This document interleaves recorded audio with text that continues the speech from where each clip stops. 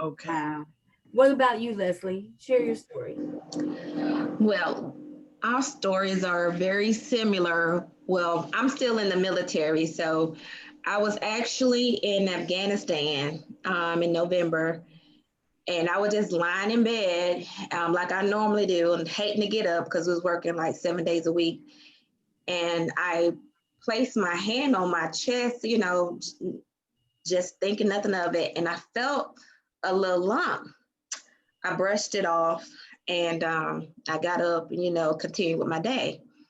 Well, fast forward 2 weeks later, around Thanksgiving time frame, um, I didn't even have to lie down to feel it. So it had grew within 2 weeks. So I went to my girlfriend's office and I grabbed her hand and I was like, "Hey, what does this feel like? Is this what's going on?" At first, I was like, "Well, maybe my hormones, I'm stressed out, or your around your menstrual cycle." Cancer was the farthest thing from my mind. So a couple of days after that, I decided to go to the hospital. Well, as you know, the resources in Afghanistan are limited. So I went to the hospital, and the only thing they could do for me is perform an ultrasound. So the only thing that kind of alarmed me was it took 3 people to tell me that they was going to recommend me to redeploy. Well, I was like, this doctor just told me that. So why does it take 2 other people to tell the radiologist and the PA? So, and still, even then, I wasn't like alarmed about anything. I just thought, hey, maybe it's some kind of fibroid cyst or something that that we normally get as women as we start getting older. And I'm 39 at the time, and considering I just had a mammogram in 2017 and I was fine. So cancer is the furthest thing from my mind. Like I said, so I redeployed around December 16th. And for those who know the military around that time, that's around Exodus, it's half day schedule. Nobody's pretty much working. So, of course, that pushed my timeline out even a little further. So, I wasn't even able to get an appointment to the 2nd of January. So, uh, at 2nd January, the radiologist like, "Hey, we need to do a biopsy." I'm like, "What is that?" I'm like, I didn't know what was going on. I was like, "Huh? Like, why do you need to do that?" I just thought it was going to be some kind of routine check or whatever. But I end up having a biopsy on the 10th of January, and it went into a 4-day weekend. So we have a pathology department in our hospital. So I'm thinking I should know something maybe within the next day or two. Well, because I knew the 4-day weekend was coming up and nobody's working on the 4-day weekend. So I called my nurse and I was like, "Hey, do you have the results from my biopsy?" And she was like, "Well, we had to send it off to Walter Reed to get a second opinion." I said, "Well, what's the first opinion?" And she said, "Well, ma'am, I can't tell you that over." So that's when I got worried. Um, so I had to wait like almost a week before my results to come back. So fast forward, right after that 4-day weekend, I was at work as well. I was in someone else's office, and I saw the 762 number come across my phone. Anybody know the 762? That's automatic something the hospital calling you. So I answered the phone in the office in Chief Ken's office, and it was like, "Hey, I need to speak to Chief Daniels," and I was like, "This is she." So I'm thinking they're gonna say, "Oh, it's benign, everything is fine." Well, that's not the news that I received, and he said that we received your results and it came back malignant. Hmm. in my head, I know what malignant mean, but I didn't at that moment. I asked him, I'm like, what you mean? And so and by this time I'm starting to walk out the office. And he told me, the radiologist told me, he said, he asked me, where are you? And I was like, I'm at work. And he said, you have stage 2 breast cancer. It didn't register with me at that time. And I was like I said, I was walking out someone else's office, and I walked to my car, and he's still on the phone. He was so patient. I guess because he do it all the time. He was like, where are you? I said, I'm walking to my car. And it still didn't register what he said. And I was like, do you have the right person? I'm like, is it a mix up? He said, no, ma'am. That's the purpose for us sending it off to Rotary, even though it's routine. But when you have, like, say you're positive for breast cancer, they send it off to Rotary to make sure, to like double check themselves. So I said, okay. It wasn't until I got to my car and I was about to drive to the hospital and I just broke down. I was like, I'm dying. And my girlfriend, I couldn't even drive myself to the hospital because I was just in stone shock. Like, I do not believe what this man just telling me. And keep in mind, he's still on the phone trying to explain things to me, but I'm not comprehending at the time. So to make a long story short, I go through the process and they tell me, oh, the good thing about it is your lymph nodes are not affected. And basically that means the lymph nodes are basically just the gateway to your organs, to your body. So I was like, okay, so what I need to do, even though I'm still hysterical, I'm like, what's my next step? So everything because I was 39 years old, I was still fairly young, and everything kind of just started happening so rapidly. It was so aggressive. Thinking that my lymph nodes was not affected. But when I actually had the surgery, because I had a lumpectomy, once I got on the table, it was a horse of a different color, so to say. So 2 of my lymph nodes was affected. And it's a blessing because, and it had grew as well. Like I said, it was growing so rapidly. My doctor was like, he had to remove even more tissue from around my breast because of the size of the tumor. So make a long story short, so I ended up having 4 lymph nodes removed. And I had 4 rounds of chemo and 33 rounds of radiation because they just want, like Ms. Butler said, they just want to make sure to decrease your chances of the cancer coming back. They're going to treat you really aggressive, especially you being so young. And in my situation, I don't have any children. And so my cancer is hormonal based. So I'm on tamoxifen as well right now for the next 5 years. That's the window my doctor gave me. I cannot have any children right now because if I do, it could possibly kill me. So, yeah, but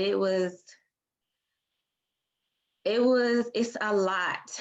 And like I was telling Ms. Butler, that for me, it was 90% mental versus the surgeries, the treatments, and the extracurricular things. So I'm sorry, go ahead. No, go finish your statement. Finish what you were saying. So I also learned that the stages, it kind of, what people think of stages, it doesn't mean, oh, you're going to die tomorrow or somebody else going to die next week. It just means that your options become limited as your stages increased. So like a stage two cancer patient and a stage 4 cancer patient will not have the same treatment plan.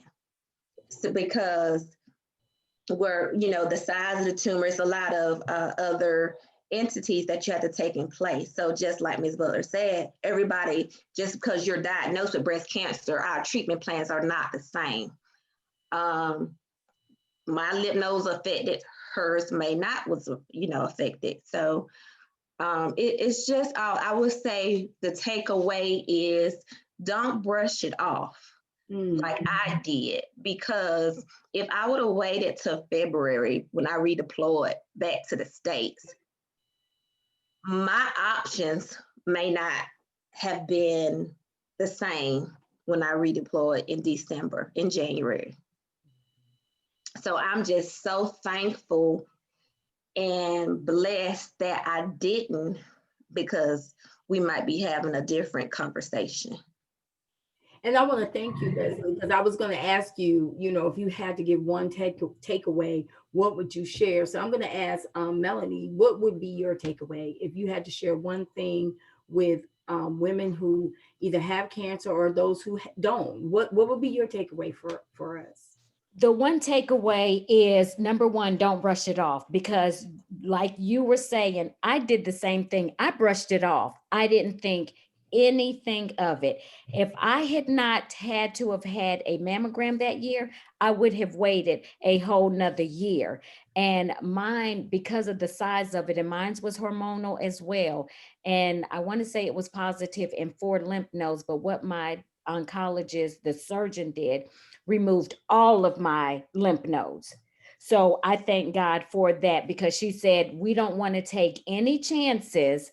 We're going to remove them all. So I actually had all of them removed. And I said all of that to say this: had I waited a whole year, we would not, my story would be totally different. Wow.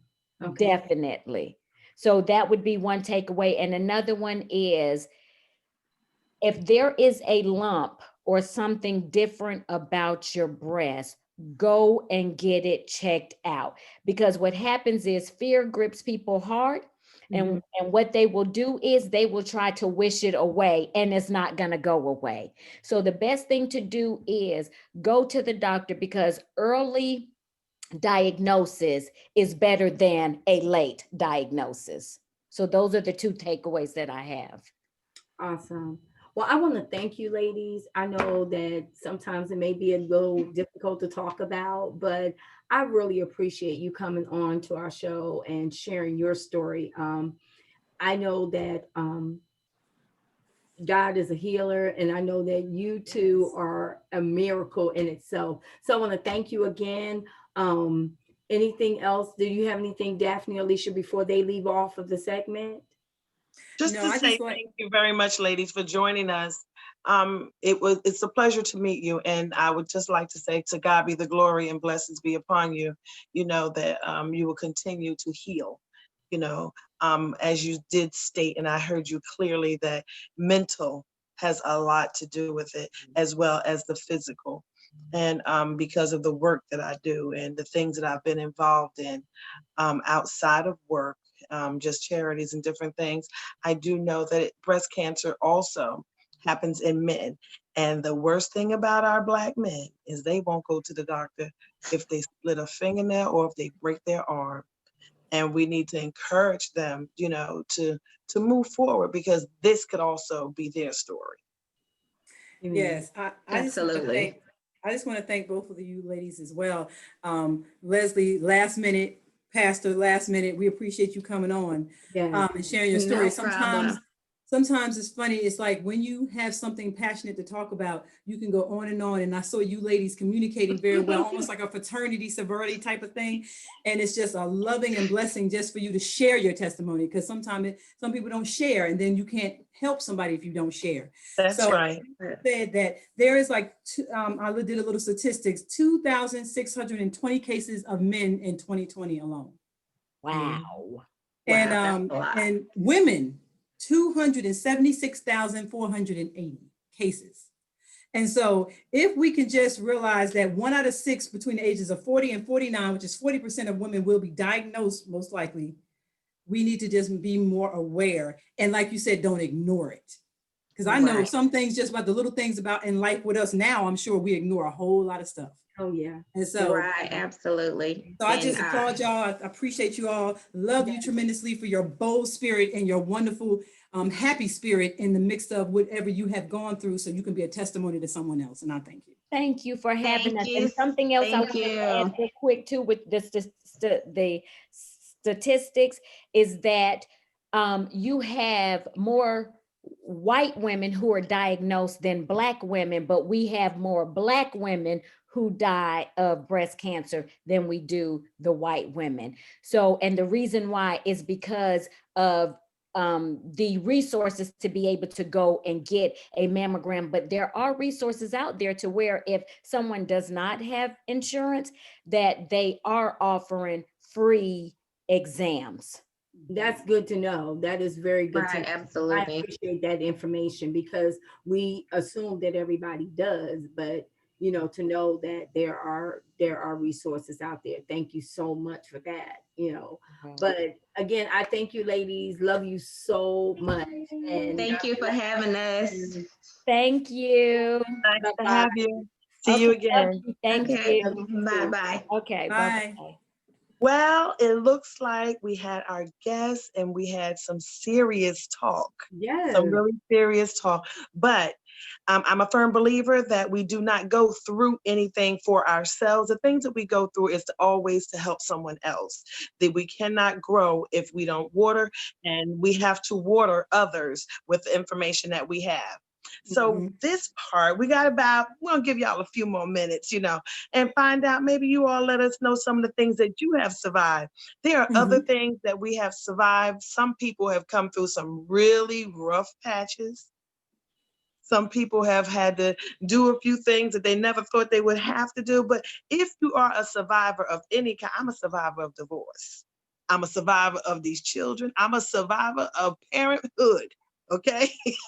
Well, I'm still living in parenthood because I'm still a parent, thank God. And children are still around. I'm a survivor. I've survived elementary school, high school.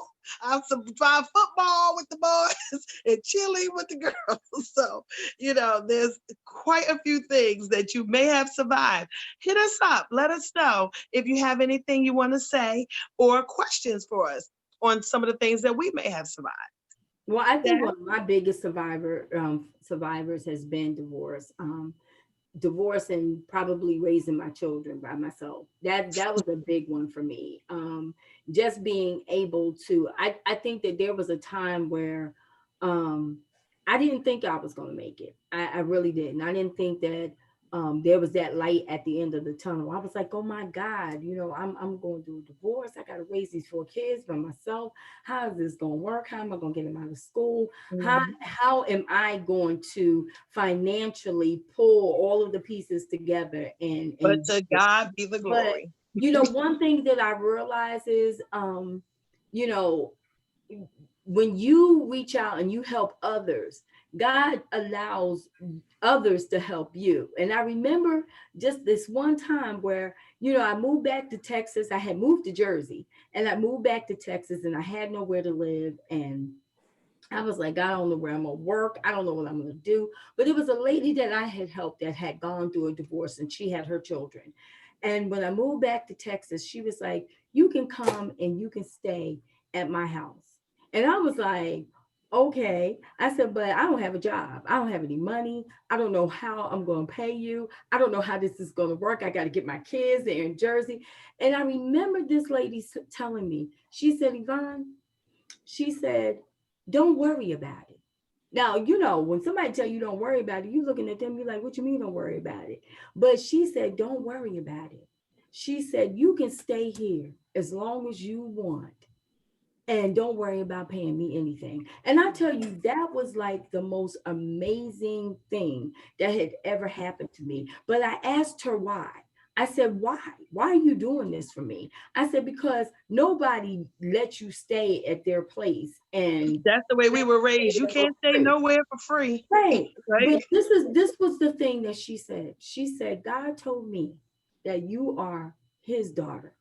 And I, just like somebody helped me, I'm going to help you. And so sometimes we just got to, when we're surviving, we have to look beyond what's going on in our life. And sometimes that's really, really hard. But sometimes we got to be able to reach out and help someone else because we don't know, what the plan is, what the actual plan is. So sometimes you got to like, okay, I'm going through this. I know I'm going through this. I know I'm crying. I know I'm depressed. I know things is happening right now. It's real life. But at the same time, you know, I got to look beyond that and I got to be able to see what is the need for someone else because while God is working it out for you, you're working it out for somebody else. So that's what I learned. So, being a survivor is it for me, because I've survived so many things and I'm still surviving. I'm still surviving. I'm here, still learning life, living life, learning how to, and it never stops. We're always, to me, surviving from something. That's true. I know, not to take away from our guest or anything, because and it is a big difference from me surviving from leaving, being in a marriage rather, and going on my own than having a situation of an illness. However, Vaughn, me too. I mean, I didn't think I could actually move away, do it myself, and get a car, and a brand new car, and then get in a townhouse and sustain my hair when I want to get my hair done, and my wardrobe and the Be able to groceries handle it and all yourself. this stuff Yeah. that comes with it. And it's just amazing. They always say that you don't think you have enough money because when you're in a certain way or a certain situation, you don't seem to have enough money. But then when you're forced to move or forced to do something different that requires you to have more money or have more things that you need, it works out. And Yes. so, and then like you said, you have people in your life that sow a seed into your life. That will pour And into so, you. That's yeah, right. so when you pour into someone else, like Leisha said, then we have to remember that we have to pour into someone else's life. That's So right. when we do that, the circle of life goes around. The circle of friendships go around, the circle of relationships go around. And that's really what it's all about, building relationships.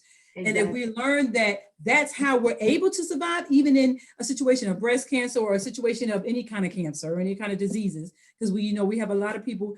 My sister, she had some things she's going through, and my mother has some things they're going through, and Leisha's family has This some things. is our parents. That's right. Everybody has something that they're going through. But if we all, I know I have a tendency to do this too, step back and be silent. Yes. I am good to sit. I will hush my mouth and I will chuckle and cane with you all day long. And you'll find out something and you go like, huh? And then we really don't realize that we have to build relationships and keep each other in the loop, because that's how we build our strength. That's how we become encouraged from someone else. And then we return it by encouraging someone else. So yeah, we go through a whole lot, and we overcome it, and we're survivors of it, and different things, from just relationships on over to something that's more serious. But if we just remember to include each other and what's going on with us somewhat, not tell your business in the street. I'm not talking about that. I'm talking about, those people that you need to encourage, that you come in contact with. And it don't just have to be my cousins. It could be somebody that I have met that needs me to feed into them a testimony so that they can make it just a step further. I have a comment from Taz. She said, this is very beautiful and spiritual. Sometimes people have to be reminded. It's true. Sometimes you need a reminder. I am that person, like what Daph was saying about people, about pouring into someone. And sometimes it's just okay just to be there for someone. I have been told many times, I have been in the supermarket, at the Whole Food. I've been at the smaller market at the Trader Joe. I've been in parking lots and people just start talking to me. And it's like, huh? And I say, well, Lord, you give me what to say. And sometimes you don't have to say nothing. Sometimes people just need to get it off their chest, to tell somebody that they don't know. That's right. To tell somebody that won't judge them, that they don't know. And you immediately just begin to pray for them. I mean, we don't get all deep because we're not, unseemly, because that's not what, what God is. He's not unseemly. We ain't grabbing nobody, hook them aside in the parking lot. We just, as if we could, have a word. You mind if I pray for you? Or sometimes we just tell them, give them a few encouraging words and tell them, I'm going to pray for you, include you in my prayers. And that helps a lot. It helps a lot. So on a little bit funnier note, I'm going to tell you the funniest thing that I survived. Well, I don't know if it's funny for y'all, but I'm going to tell y'all. The toughest thing I survived was having children that are 19 months apart. And so I had a 2-year-old and a 3-year-old at the same time. Okay. And surviving that, I did not think. I remember throwing my hands up saying, Lord, why? What in the world? What was I thinking? How could I? Because they were so busy in everything, doing everything. Nobody slept at the same time. It was just so I did not think I was going to get through it. But guess what, y'all? I survived it. Well, I'm going to tell you something. Parenting, you survived parenting, because when my kids were little, you couldn't tell me that I was going to survive. I was like, oh my God, what was I thinking when I had 4 children? And the thing about it is, it seemed like the closer they got to being adults, I was like, I must have been crazy.